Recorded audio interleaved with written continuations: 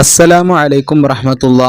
പ്രിയപ്പെട്ട 2ാം ക്ലാസ്സിലെ കുട്ടികളെ, ഇന്നത്തെ ഫിഖ്ഹ് പരീക്ഷയുടെ ഉത്തരങ്ങളാണ് നമ്മൾ നോക്കാൻ പോകുന്നത്. എങ്ങനെ ഉണ്ടായിരുന്നു പരീക്ഷ? എല്ലാവർക്കും വളരെ എളുപ്പമല്ലേ? ഒന്നാമത്തെ ചോദ്യം, ശരിയും തെറ്റിന് തെറ്റും അടയാളപ്പെടുത്താം. തല മറക്കാതെ നിസ്കരിക്കുന്നു, ശരിയോ തെറ്റോ? അത് തെറ്റ്. പിന്നെ കളിയെക്കുറിച്ച് ആലോചിച്ച് നിസ്കരിക്കുന്നു, അതും തെറ്റ്. ഖിബിലയിലേക്ക് തിരിഞ്ഞ് നിന്ന് നിസ്കരിക്കുന്നു, അത് ശരി. അടുത്ത് ഭക്തിയോടെ നിസ്കരിക്കുന്നു, അതും ശരി അല്ലേ? അടുത്ത് നിസ്കാര രൂപം ക്രമത്തിലാക്കാനാണ്. ഇവിടെ 1, 2, 3, 4, 5, 6 തന്നിട്ടുണ്ട്. ഇവിടെ സുജൂദ് ഉണ്ട്, എഴുത്തിദാലുണ്ട്, സുജൂദിൻ്റെ ഇടയിൽ ഇരുത്തുണ്ട്, തക്ബീറത്തുൽ ഇഹ്റാം ഉണ്ട്, നിയ്യത്തുണ്ട്, റുക്കൂ ഉണ്ട്. ഫസ്റ്റ് ഏതാ വേണ്ടി? നിയ്യത്ത് അല്ലേ? 1 നിയ്യത്ത്, 2 തക്ബീറത്തുൽ ഇഹ്റാം. തക്ബീറത്തുൽ ഇഹ്റാം കഴിഞ്ഞാൽ ഫാത്തിഹ ഓതാണ്. ഇതിൽ ഫാത്തിഹ ഓതലുണ്ടോ? ഇല്ല. പിന്നെ ഏതാണ്? റുക്കൂ കഴിഞ്ഞാൽ എഴുത്തിദാൽ കഴിഞ്ഞാൽ സുജൂദ് ആയില്ലേ? സുജൂദ് കഴിഞ്ഞാൽ സുജൂദിൻ്റെ ഇടയിലെ ഇരുത്തം. അതൊക്കെ നമ്മൾ ഒരു ടെക്സ്റ്റ് ബുക്കിലുള്ള ചോദ്യങ്ങൾ അതുപോലെ വന്നു അല്ലേ? അടുത്ത അല്ലാഹുമ്മ ഹ്ദിനി ബാക്കി എഴുതാനാണ്. കണ്ടോ? അല്ലാഹുമ്മ ഹ്ദിനി ബാക്കി എന്താ? ഫീമൻ ഹദൈത്ത്. അടുത്തത് വആഫിനി.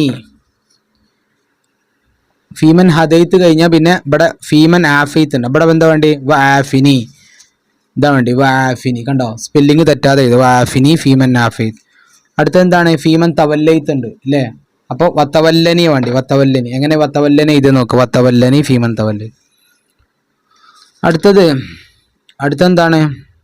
അല്ലാഹുമ്മ ഗുഫിർലി മാ ഡാഷ് വമാ ഡാഷ് വമാ ഡാഷ് വമാ അയലന്തു വമാ അസ്റഫ്തു.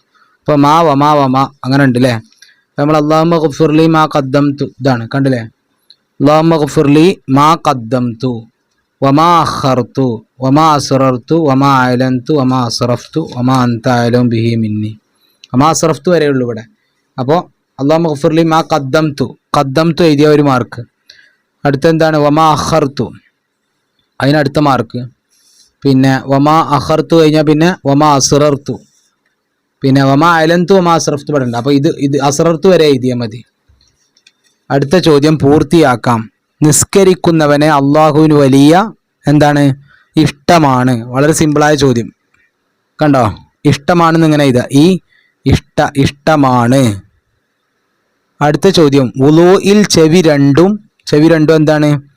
ചെവി രണ്ടും ഉത്തരതാ ഒന്നിച്ചു തടവുക. അടുത്തത്, 2ാം സുജൂദിൽ നിന്ന് ഉയർന്നതോടെ ഒരു ഡാഷ് എന്താ?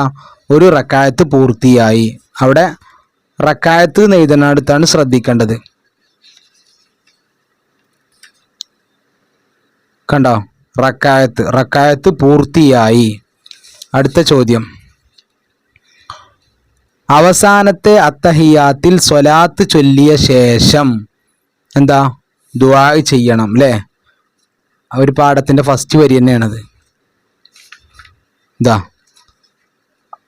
സ്വലാത്ത് ചൊല്ലിയ ശേഷം ദുആ ചെയ്യുക. സ്പെല്ലിങ് തെറ്റില്ലാതെ എഴുതിയിട്ട് ഫുൾ മാർക്ക് കിട്ടും. അടുത്ത് വേർതിരിക്കാനാ. ഭ്രാന്ത്, നെറ്റി, മത്ത്, 2 കാൽമുട്ടുകൾ, മൂക്ക്, ബോധക്ഷയം. സുജൂദിൽ നിലത്ത് വെക്കേണ്ട അവയവങ്ങൾ. അത് വളരെ സിമ്പിളാണല്ലോ അല്ലേ? ഭ്രാന്ത് സുജൂദ് നിലത്ത് വെക്കുന്ന അവയവമാണോ? അല്ല. വളരെ സിമ്പിളായിട്ട ചോദ്യങ്ങൾ അല്ലേ? നെറ്റി ഉണ്ട്. പിന്നെ 2 കാൽമുട്ടുകളുണ്ട്, മൂക്കുണ്ട് അല്ലേ? അപ്പോൾ ഇത് 3 എന്ത്?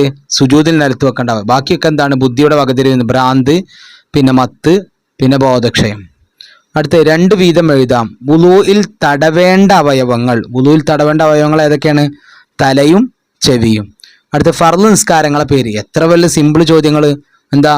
സുബഹ്, ളുഹർ, അസ്ർ ഏത് എഴുതിയാലും കുഴപ്പമില്ല, അക്ഷരത്തെറ്റ് വരാതെ നോക്കണം എന്നാണ്.